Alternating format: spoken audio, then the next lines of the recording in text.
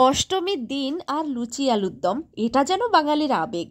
আর বাঙালিকে লুচি আলুর দম বানানো শেখানো মানে পুরোটা বোকামি ছাড়া আর কিছু না। তবুও নিরামিষ আলুর দম অনেকে অনেক পদ্ধতিতে বানায়, তাই আমি যেভাবে বানাই সেটা আপনাদের সাথে শেয়ার করি। যদি এই আলুর দমটি ভালো লাগে তাহলে আমার চ্যানেলটিকে সাবস্ক্রাইব করে নেবেন। প্রথমে সেদ্ধ করে রাখা আলুগুলোকে কাঁটা চামচ দিয়ে ফুটো ফুটো করে নিয়েছি। এবার কাঁচা লঙ্কা, আদা, টমেটো, জিরে, আমন্ড আর কাজু বাদাম দিয়ে সুন্দর একটা মিহি পেস্ট করে নেব। এবার কড়াইতে বেশ খানিকটা সর্ষের তেল দিয়ে দেব। গরম তেলের মধ্যে লবণ এবং হলুদ দিয়ে দেব। তারপরে এই আলুগুলো সুন্দর করে ভেজে নেব। আলুগুলো যেহেতু আগের থেকে সেদ্ধ করা, তাই তেলটাকে কিন্তু খুব ভালো করে গরম করে নিতে হবে, না হলে কিন্তু কড়াইয়ের নিচে লেগে যাবে। ব্যাস, আলুটা একটু সময় নিয়ে লাল লাল করে ভেজে নিলাম। এবার কড়াইতে আর একটু তেল দিয়ে তাতে দারচিনি, লবঙ্গ, এলাচ আর একটু চিনি দিয়ে দেবো। এবার সে বেটে রাখা নিরামিষ মশলাটি তেলে ছেড়ে দেবো। আপনার নিরামিষ আলুর দম কতটা টেস্ট হবে সেই মূল মন্ত্র কিন্তু এই মশলা কষানোর মধ্যে আছে। এবার এক বাটি জলে হলুদ এবং লঙ্কার গুঁড়ো ঠিক এইভাবে গুলে মশলার মধ্যে দিয়ে দেব। এবার মশলাটিকে আরেকটি বার নেড়েচেড়ে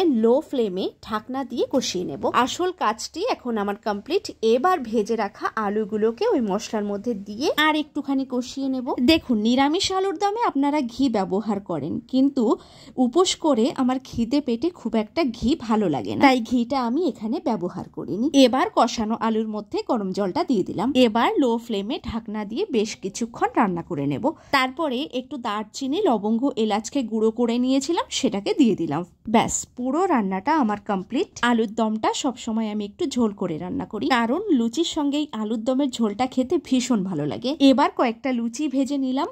অষ্টমীর দিনে অঞ্জলি দেওয়ার পরে এই লুচি আর সাথে ঝোলঝোল আলুর দম, সত্যি মাঝে মাঝে মনে হয় কি ভাগ্যিস বাঙালি হয়ে জন্মেছিলাম, না হলে এই পূজা পার্বণ, সংস্কৃতি, খাওয়া দাওয়া এই সব কিছু থেকে বঞ্চিত হতাম। ধন্যবাদ সকলকে।